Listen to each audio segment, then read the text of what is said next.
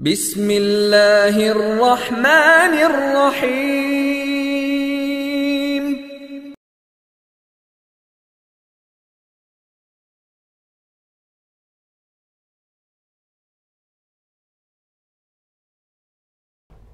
The Antichrist is not a fool. Antihrist nije budala. He has a PhD in deception.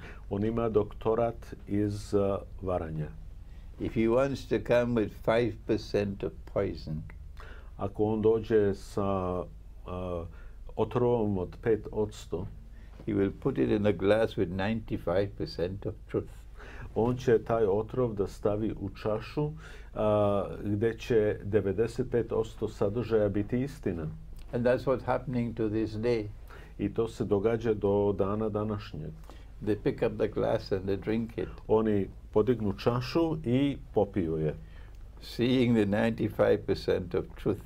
Oni samo vide onih 95% istine. And up to this day, they still cannot see the 5% of poison. I do dana današnjeg oni još uvek ne vide onih 5% što je otrov. And you will end up joining ISIS and fighting a bogus jihad with Yankee money and weapons from NATO and with Qarnush Shaitan from Najd behind you supporting. As you fought a bogus jihad in Libya, my words are bitter, yes. And then you're fighting a bogus jihad in Syria. And now you're telling us, you're bringing us the Khilafah. So that CNN and Al Jazeera and television stations around the world can go to work to present Islam in the worst possible image. We also have a history of kind of moving in and out of Pakistan. I mean, let's remember here, the people we are fighting today, we funded 20 years ago. And we did it because we were locked in this struggle with the Soviet Union. They invaded Afghanistan, and we did not want to see them control Central Asia. And we went to work. And it was President Reagan in partnership with the Congress, led by Democrats, who said, you know what, sounds like a pretty good idea.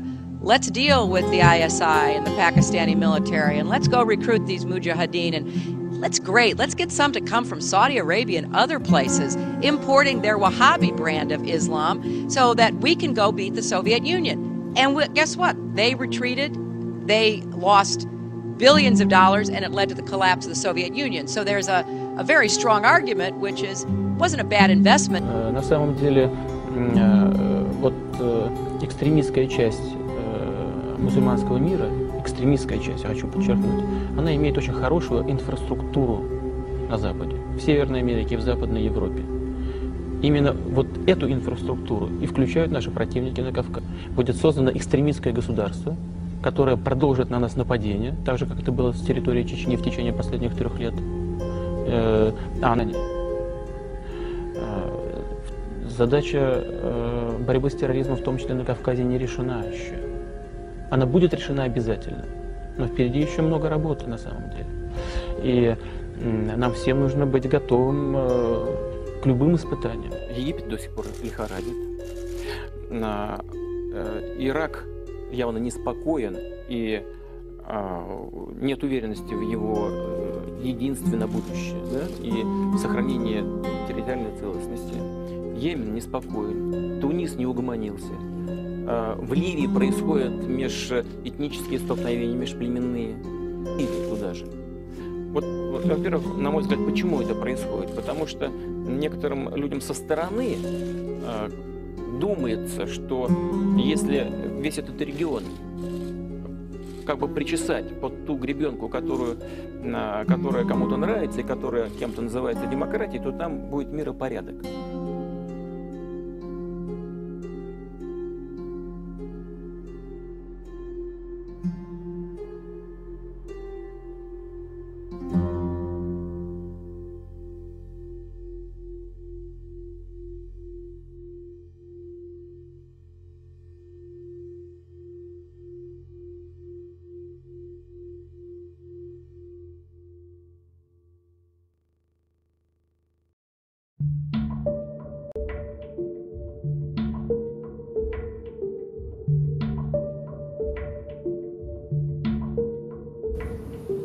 So Dajjal is here, but you can't see him.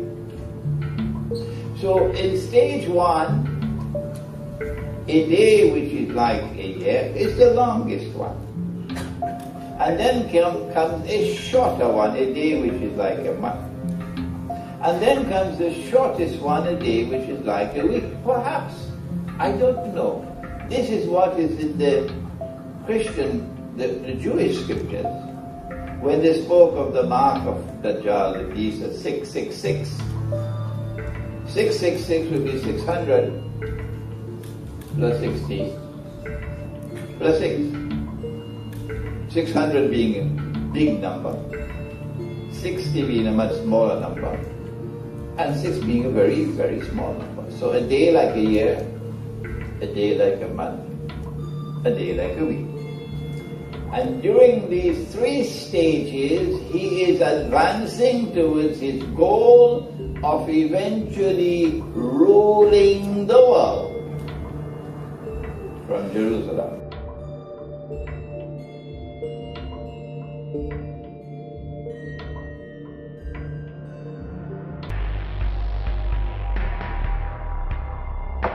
Here are the facts.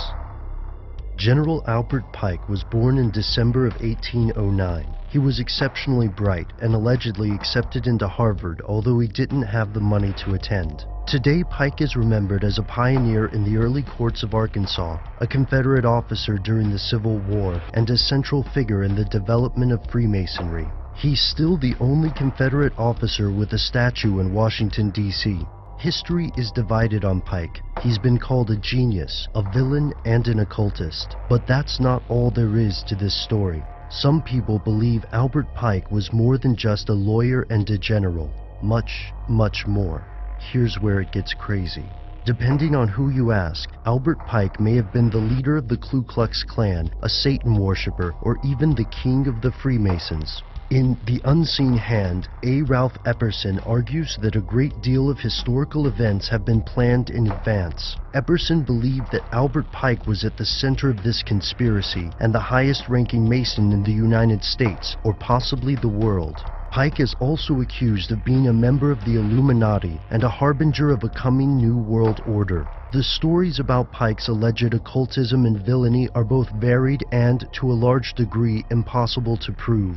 For example, some claimed he had a magic bracelet that allowed him to commune with the devil. Others claimed that he helped found the Ku Klux Klan, or that President Andrew Johnson considered Pike his Masonic superior. Masonic databases deny the allegations about Pike and the Klan, but that hasn't stopped conspiracy theorists, especially anti-Masonic theorists, from making this claim. Anti-Masonists believe that Freemasons have destroyed most of the records proving Pike's involvement in sinister affairs. However, one claim takes attention over all the others. In 1871, Pike allegedly sent a letter to an Italian political activist named Giuseppe Mazzini, in which he describes a curious dream about 3 world wars. In this letter, Pike apparently outlined specific events leading up to World Wars I and II. Additionally, Pike pushed for the organization of communism, Nazism, Zionism, and other international movements as tools to escalate these conflicts. According to this letter, the Illuminati will provoke a 3rd World War by creating religious conflicts in the Middle East.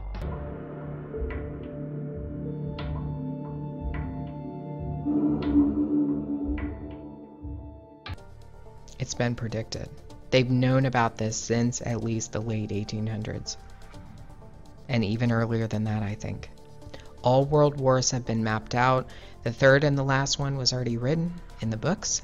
But first, I want to give a background on the person who exposed the Illuminati's preparations for World War III and how they plan to use Islam to destroy the West.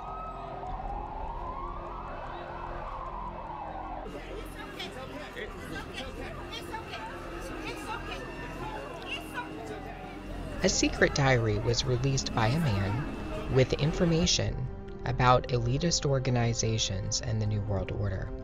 This diary documents that the Illuminati already knows what is going to happen for World War III. It's already mapped out. The agenda's already set. The diary that exposes this agenda belonged to a man named William Carr, who was born in 1895. Carr entered into Canada's Royal Navy at a very young age and ascended to the position of commander. He knew many at the top of their fields in politics and law and in academia. His side hobby was writing books, specifically books on the New World Order. His books documented the breadth in which the Illuminati had taken over all aspects of society, including churches and seminaries. In fact, Carr claimed to have received an SOS letter from a high-ranking official in the Roman Catholic Church in November 1958. The letter outlined a hostile takeover that was underway in the Vatican, the Illuminati having infiltrated the Vatican's quarters. Carr would die less than a year after receiving the SOS message. Carr also documented history behind the most elusive organization in world history, the Illuminati, and their religion, which is Luciferianism. He believed that modern organizations, including the Bilderberg Group and the Council on Foreign Relations, are Luciferian political organizations.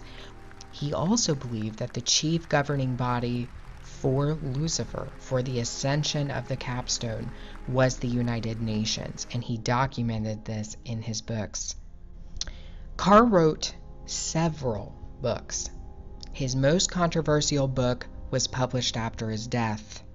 It is called Satan, Prince of This World, and is really nothing more than Carr's personal diary and notes he saved for many years.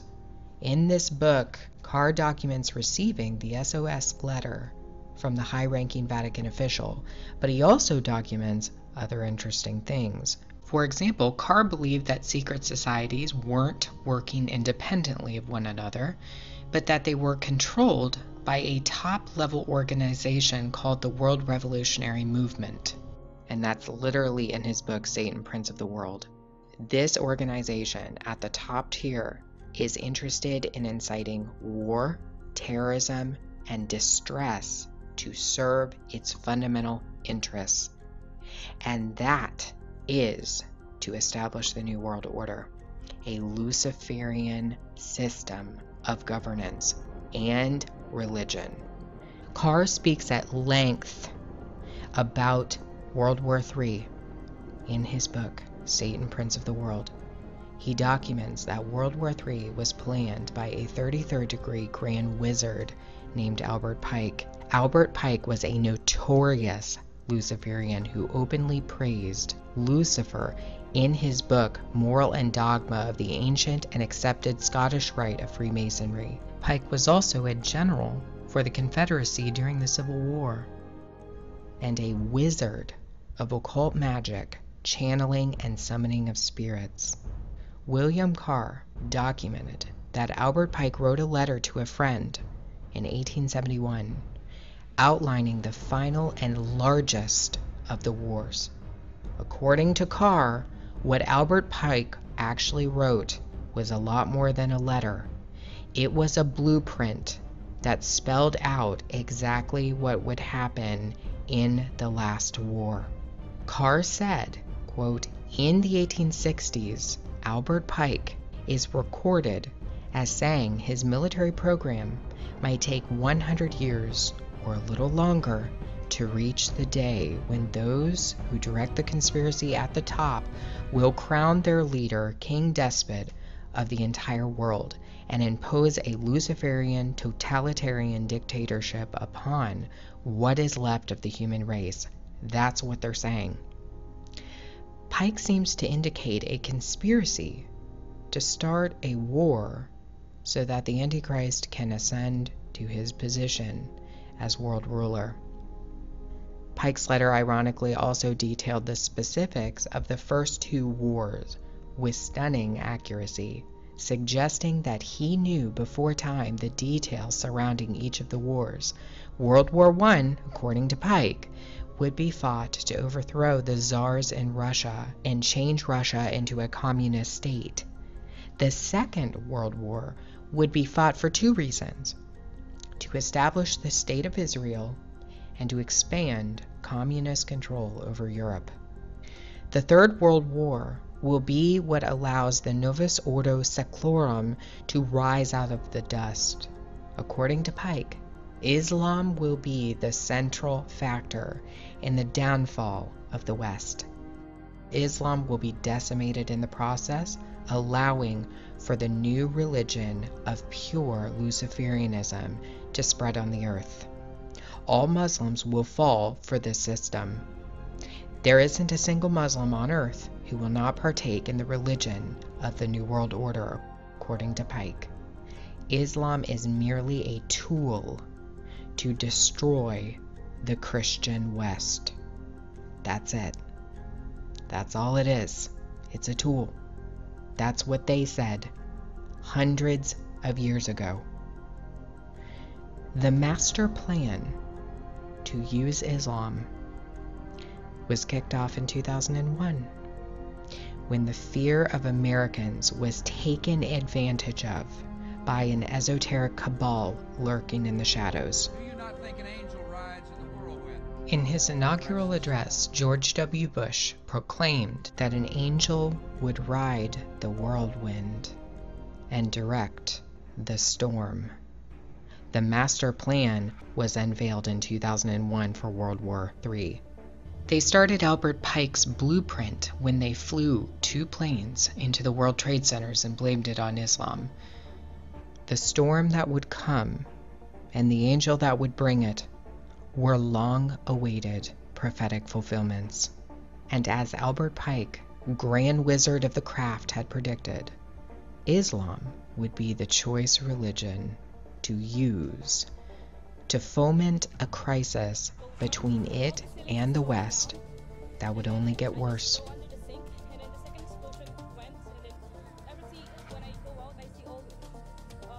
What is the common factor every time we see a crisis? Who's behind it? Islam. And they want you to believe it's organically an issue of Islam. This was planned hundreds of years ago, and they have quite a plan for Islam.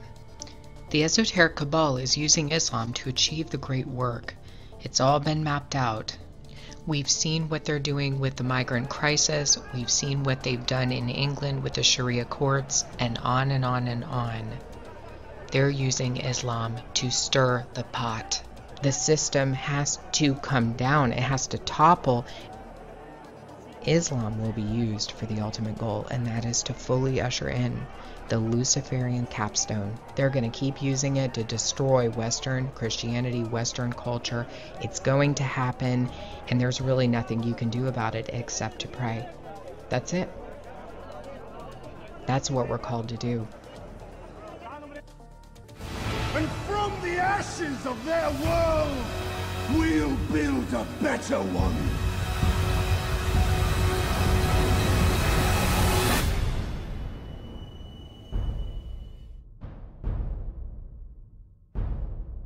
Do you not think an angel rides in the whirlwind and directs this storm? Out of these troubled times, our 5th objective, a new world order, can emerge, a new era, freer from the threat of terror. This work continues. The story goes on. And an angel still rides in the whirlwind and directs this storm. A world where the United Nations, freed from Cold War stalemate, is poised to fulfill the historic vision of its founders.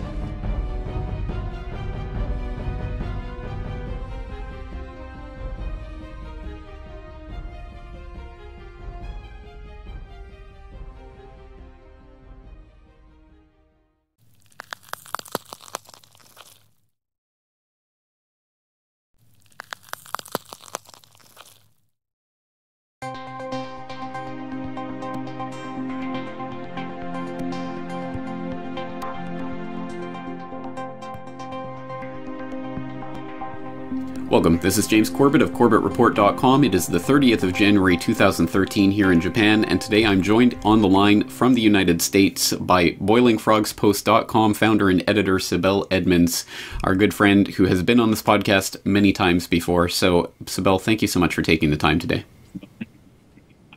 Sure, this is going to be a very, very interesting interview. I've been looking forward to this interview. Me too, but it is a bit overwhelming. It's almost intimidating because the topic we're talking about is so large, so vast, involves so many characters that a lot of the audience probably won't be familiar with, that it's a bit daunting to know where to even begin with this. So I guess we should explain that we're picking up from a conversation that I had with Tom Secker a week or two ago on the Corbett Report, talking about Gladio and the history of Operation Gladio, the NATO stay-behind operation.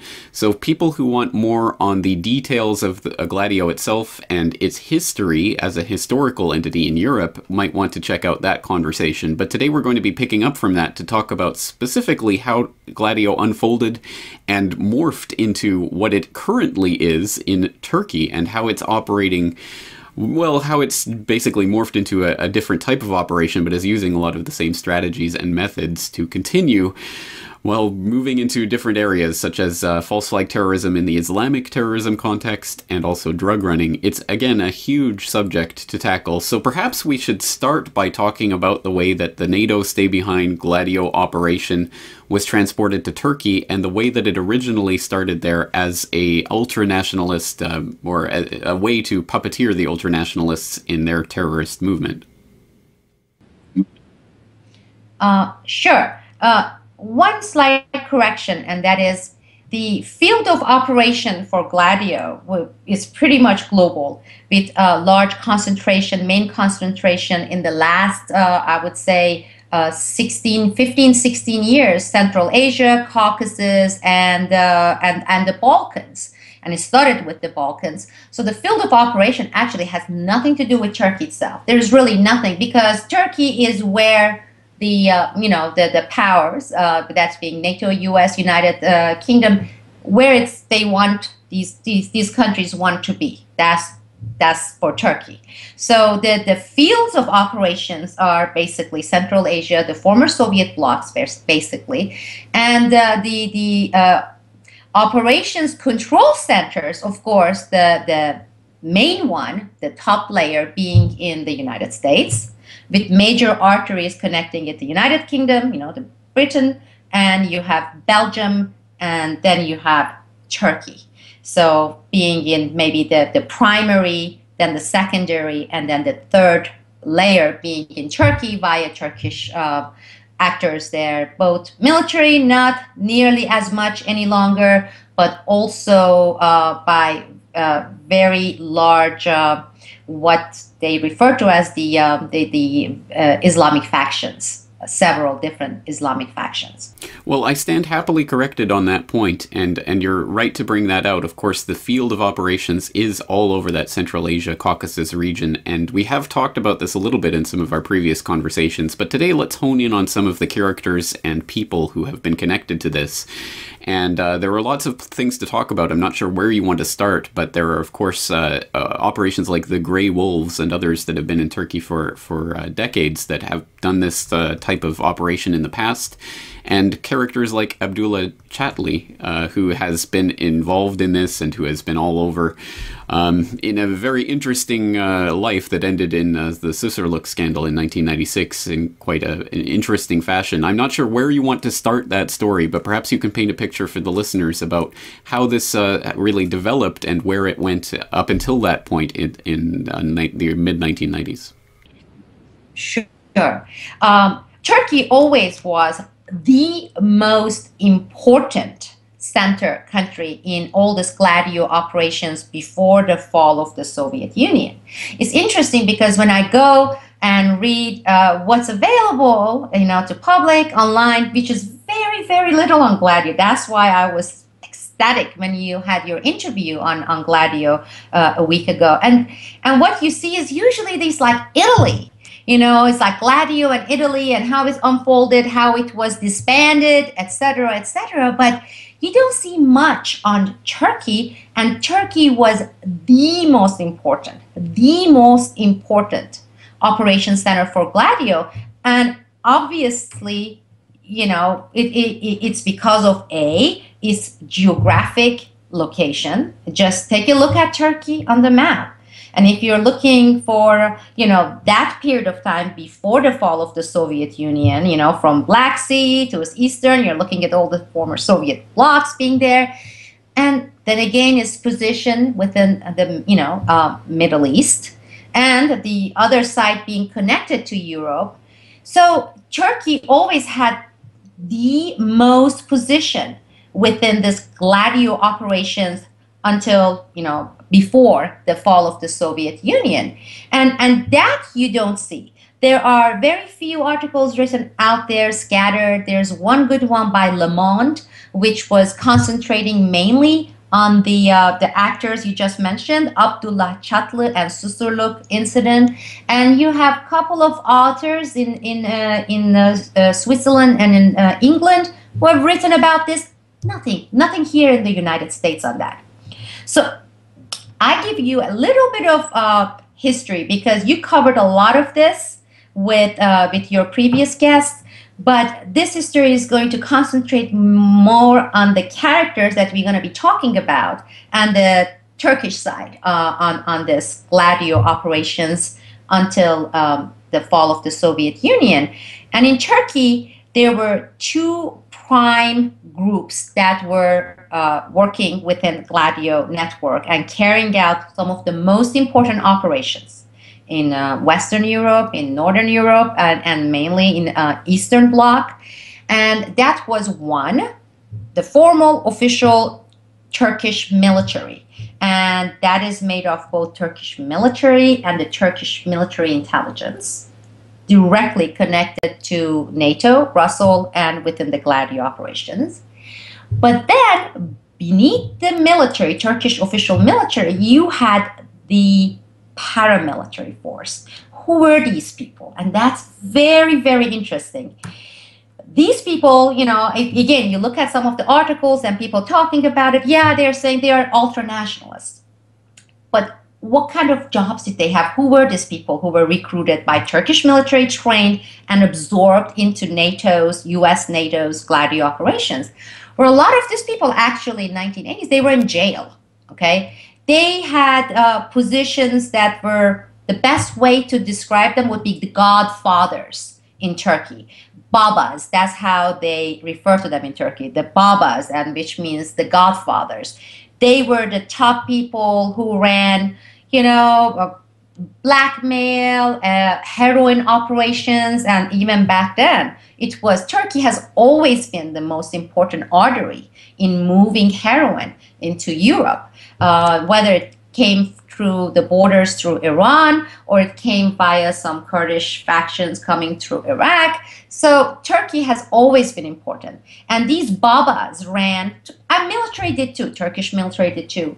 But they were also ultra-nationalists, but they were secularist ultra-nationalists. They put Ataturk, the father of Turkey, the father of modern Turkey, and basically in the place of God, you know, and of course Ataturk advocated secularism, forced secularism, and I have to emphasize this, forced secularism.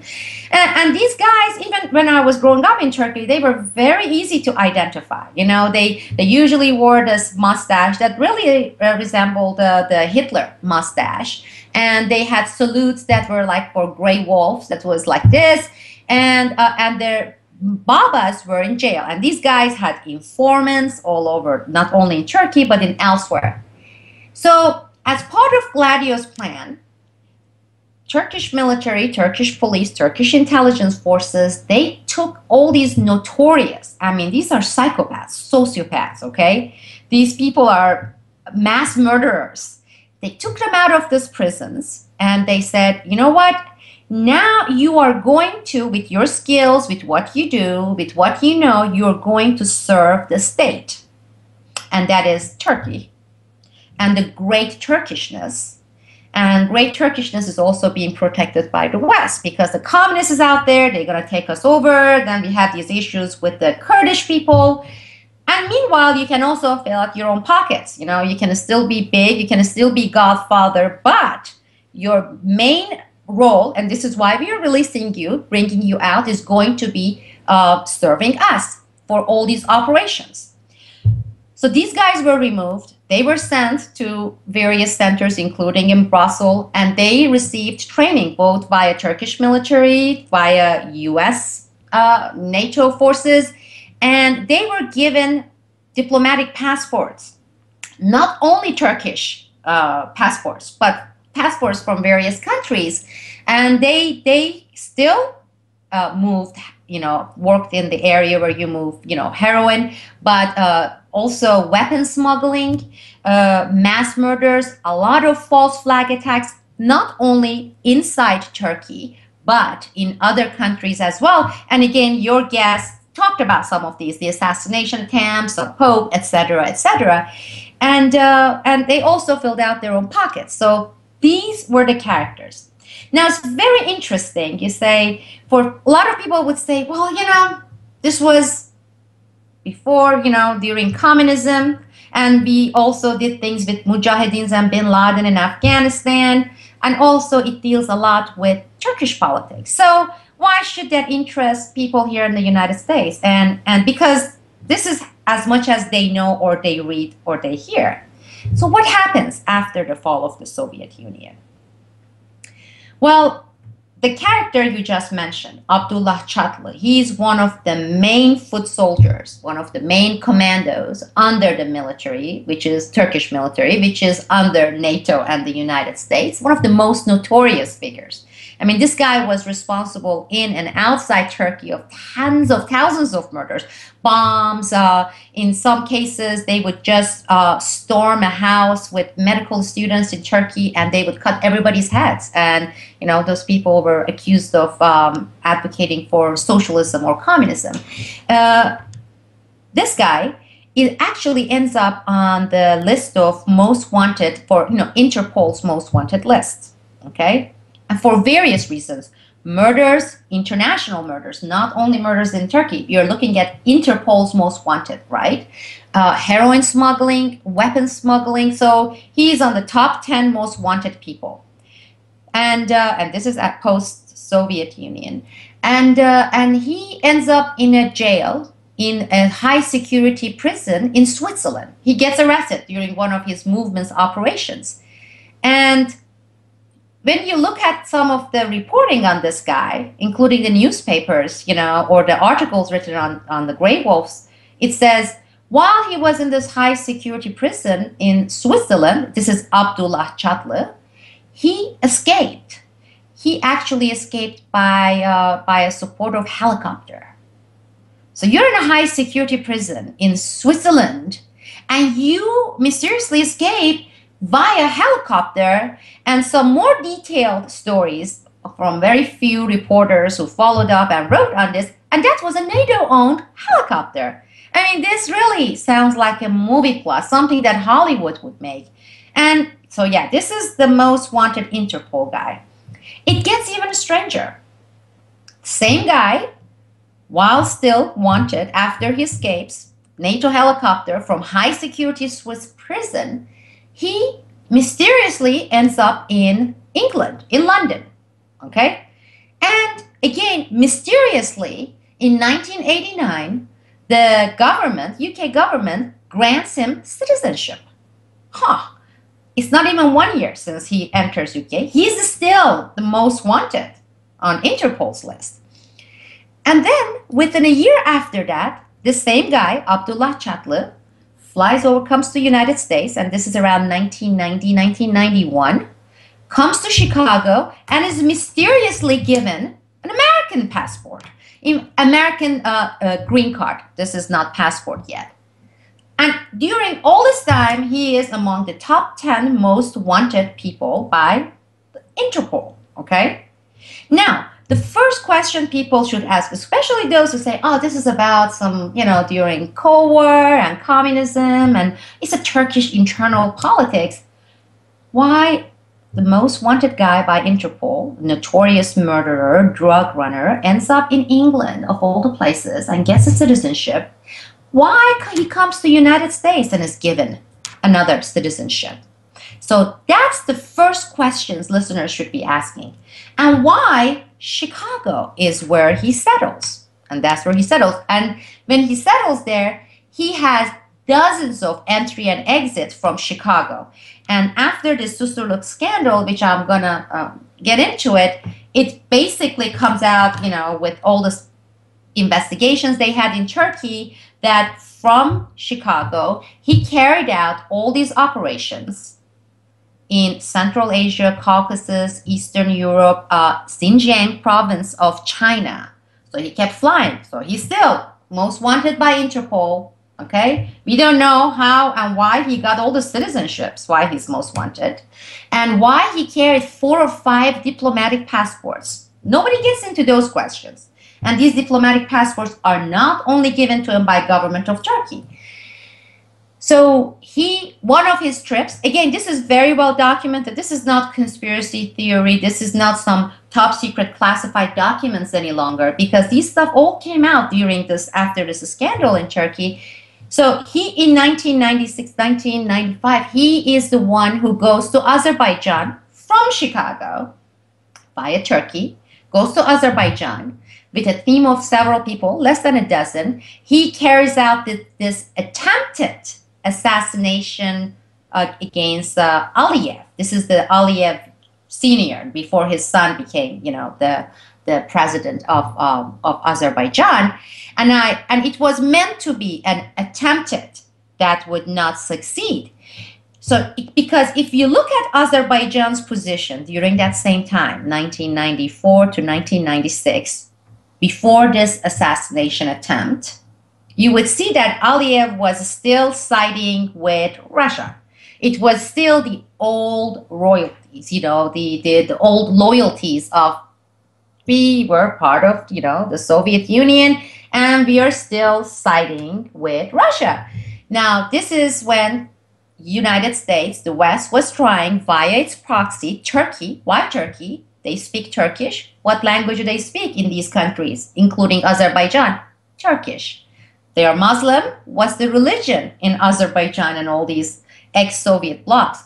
Muslims. So this was the ideal proxy to go grab countries like Tajikistan and Kyrgyzstan and Azerbaijan and say, okay, say bye-bye to Russia. We want you to be one of us, right? Well, of course, Russia was doing its part from the other side.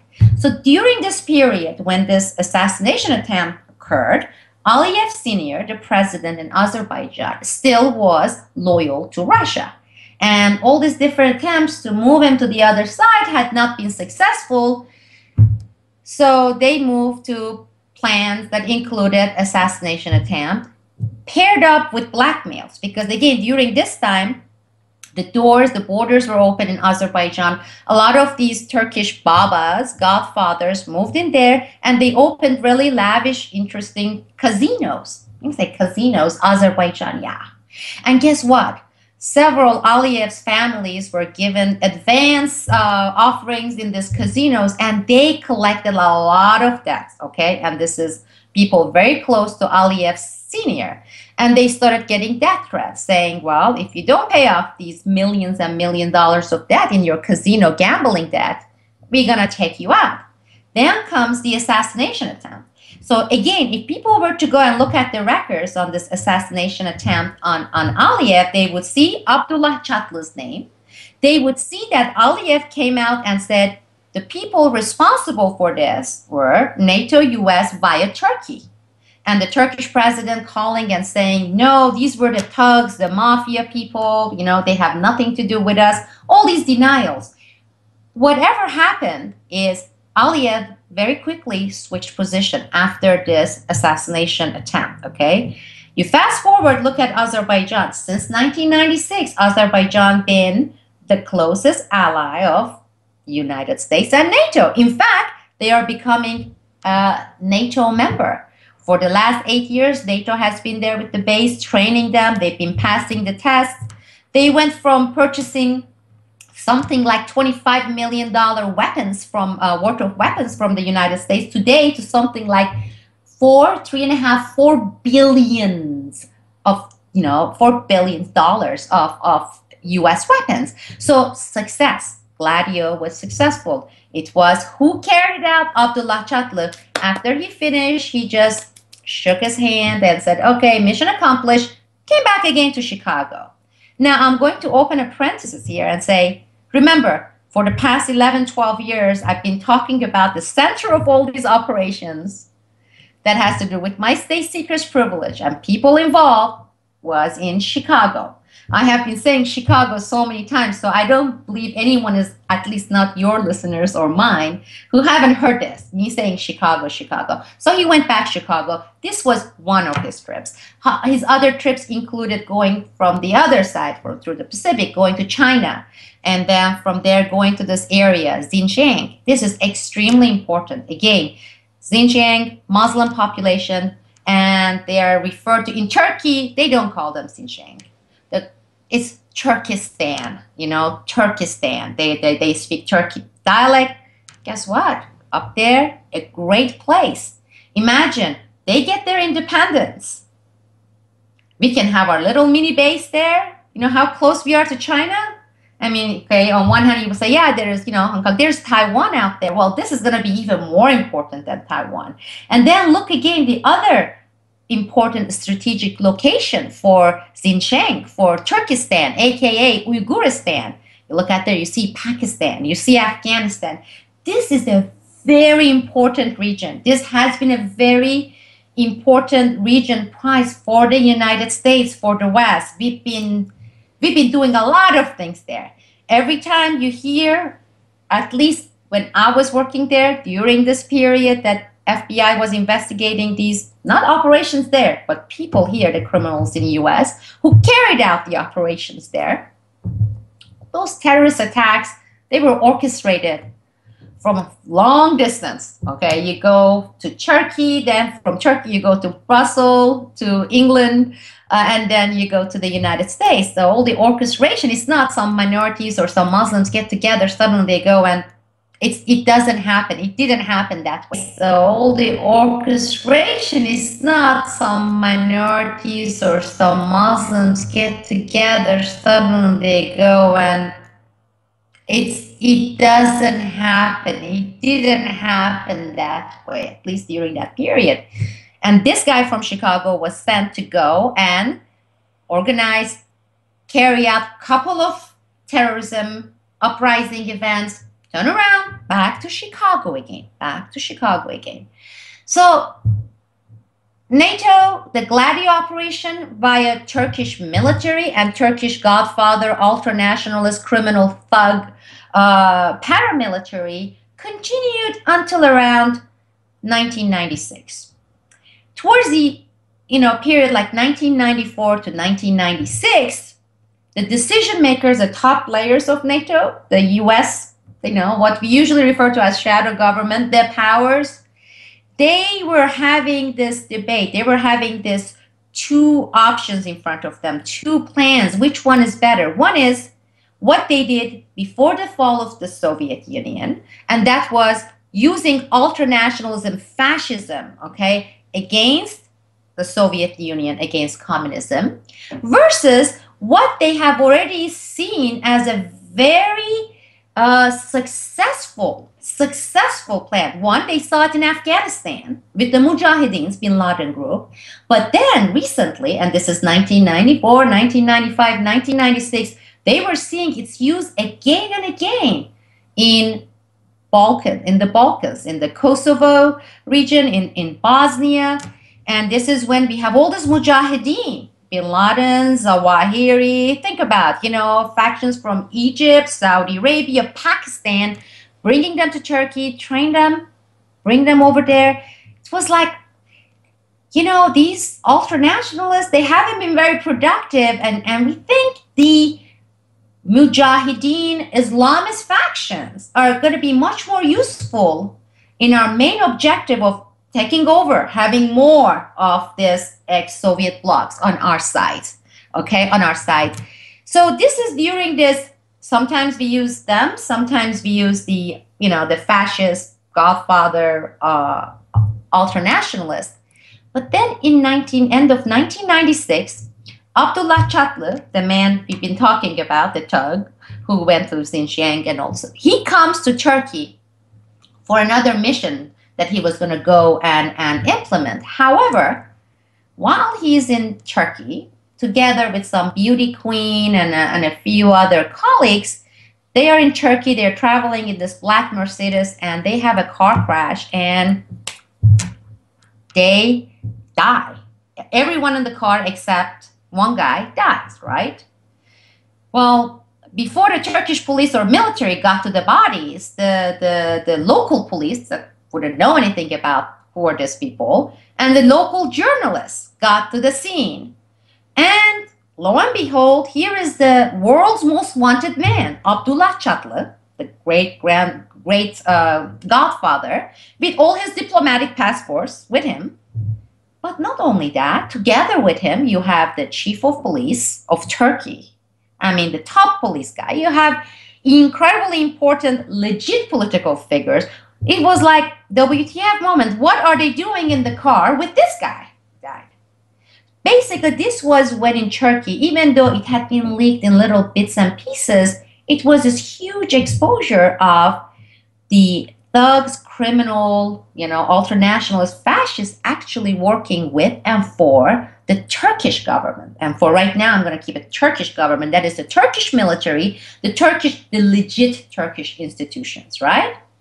So all the drug runnings they were doing, they were all controlled and managed by the state. And all the killings, the terrorisms that they were found responsible for, again, they were executed for the state, okay? This was huge in Turkey. It caused uproar. A lot of documents started leaking. Just like 9/11 Commission, there was this huge commission established in Turkey. Nobody talked about anything else but the Susurluk. They called it Susurluk scandal because the car accident took place in Susurluk. Now, there was this fear by the West, and this is the United States, the Europeans like, uh-oh. Now, we know that a lot of these commission members, they are like ours, Thomas Kuhn, but some of them, or by default, a lot of other, excuse my language, crap may come out about our roles, the stuff we did, we being the ultimate bosses. And guess what happened? One of the Turkish Gladio handlers in Turkey was the ambassador, United States ambassador in Turkey at the time, okay? This guy was the ambassador from 1992 until the Susurluk scandal. No other guy than Mark Grossman, the guy I have been saying for the past while. You got to look at Mark Grossman.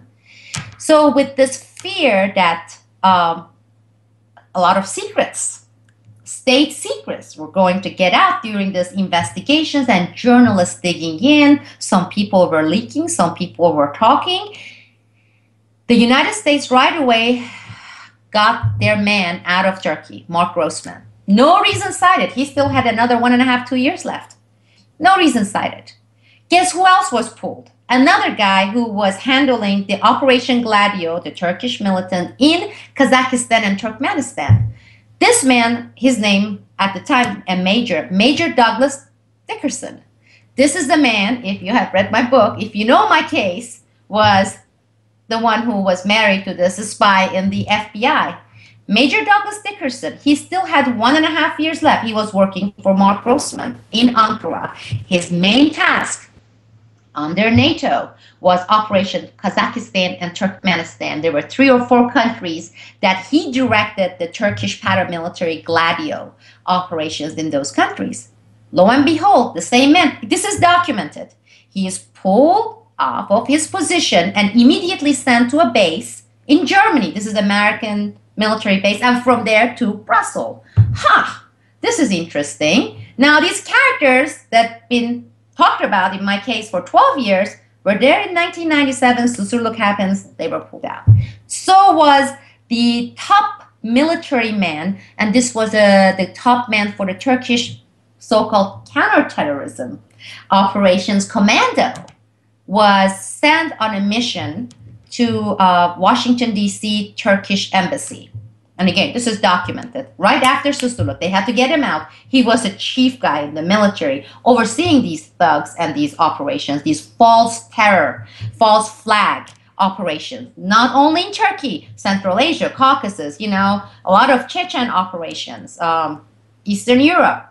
So he was pulled, he was sent to Washington, D.C. He never went back. Again, nobody cited any reason. They took all these important figures, they took them to Brussels, and they took them to Washington, D.C. And then it was the decision-making time for the top guys in the world, okay? For NATO, US, UK, saying too much exposure. This chapter is closed. Gladio is not closed. We are going to Plan B. Gladio Plan B operations, which we have already prepared for it, to some extent. And that is, we are not going to use paramilitary. We're going to use Islamist factions, who, aka Mujahideens, aka Al-Qaeda. Gladio is not closed. We are going to Plan B. Gladio Plan B operations. We're gonna use Islamist factions, who, aka Mujahideens, aka Al-Qaeda. So